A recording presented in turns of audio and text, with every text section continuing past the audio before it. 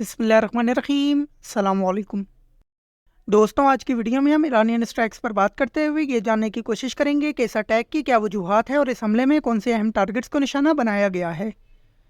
لیکن مزید آگے بڑھنے سے پہلے حسب معمول آپ سے گزارش ہے کہ ہمارا یوٹیوب چینل سبسکرائب کریں اور اس ویڈیو کو اپنے دوستوں اور رشتہ داروں کے ساتھ شیئر کرتے ہوئے کمنٹ سیکشن میں ہمارے کنٹینٹ یا ٹاپک کے متعلق اپنی قیمتی رائے سے ہمیں ضرور آگاہ کریں۔ شکریہ۔ دوستوں، 13 اور 14 اپریل کی درمیانی رات ایران نے اسرائیل پر ریٹیلیٹری اسٹرائکس کی ہیں۔ یاد رہے کہ اسرائیل نے 1 اپریل کو دمشق میں موجود ایرانی سفارت خانے کو نشانہ بناتے ہوئے متعدد IRGC کمانڈرز اور ایرانی سٹیزنز کو شہید کر دیا تھا۔ اس کے بعد ایران نے آفیشلی اعلان کیا کہ وہ اس حملے کا بدلہ لے گا اور اسرائیلی اہداف کو نشانہ بنائے گا۔ یاد رہے کہ اسرائیل اس سے پہلے بھی کئی مرتبہ IRGC سائٹس اور ایرانین پروگزیز مثلاً حزب اللہ وغیرہ کو نشانہ بناتا رہا ہے، لیکن حالیہ دمشق واقعے میں ایرانی شہریوں کی شہادت کے بعد اسرائیلی اہداف کو نشانہ بنانا ایران کی مجبوری بن گیا تھا۔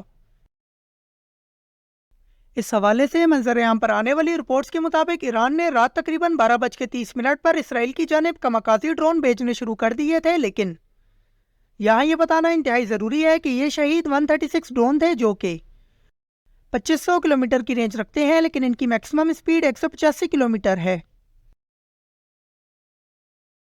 دوستوں، ایران نے اسرائیل کی جانب تقریباً 300 S-136 لانچ کیے تھے، لیکن ان میں سے زیادہ تر کو عراق یا جورڈن کے اوپر ہی ایئر ڈیفنس سسٹم یا پھر فائٹر جیٹس کی مدد سے تباہ کر دیا گیا تھا۔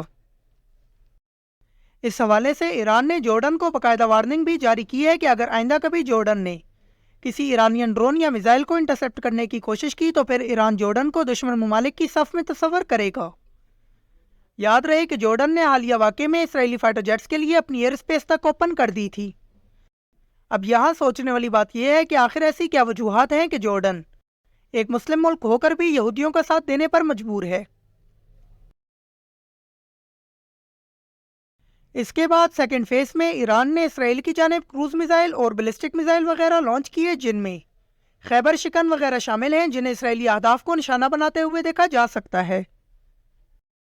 اس اٹیک میں ایران کا کامیابی سے اسرائیلی اہداف کو نشانہ بنانا Iron Dome air defence system کی صلاحیتوں پر بھی کئی سوالات کھڑے کر رہا ہے۔ یاد رہے کہ اسرائیل کے غزہ میں حملے کے بعد IRGC آئیروز اسرائیلی سائٹس کو نشانہ بنانے کی کوشش کرتی رہتی ہے، لیکن اسرائیل ان کی جانب سے فائر کیے جانے والے راکٹس کو اپنے ایئر ڈیفنس سسٹم کی مدد سے بآسانی انٹرسپٹ کر لیتا ہے۔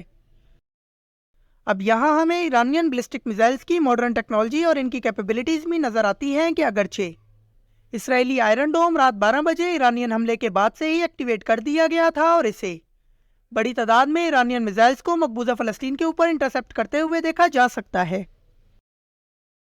اس حوالے سے ایک ویڈیو بھی منظر عام پر آئی ہے جس میں ایک ایرانین بیلسٹک میزائل کو اسرائیلی ایرو 3 کی مدد سے لوور ایٹماسفیئر میں انٹرسپٹ کیا جا رہا ہے۔ دوستوں، یہ تمام معاملات ایک جانب، لیکن اس کے باوجود اسرائیل سے منظر عام پر آنے والی ویڈیوز میں ایرانین میزائلز کو دیکھا جا سکتا ہے کہ کیسے وہ ملٹری بیسز کو نشانہ بنا رہی ہیں۔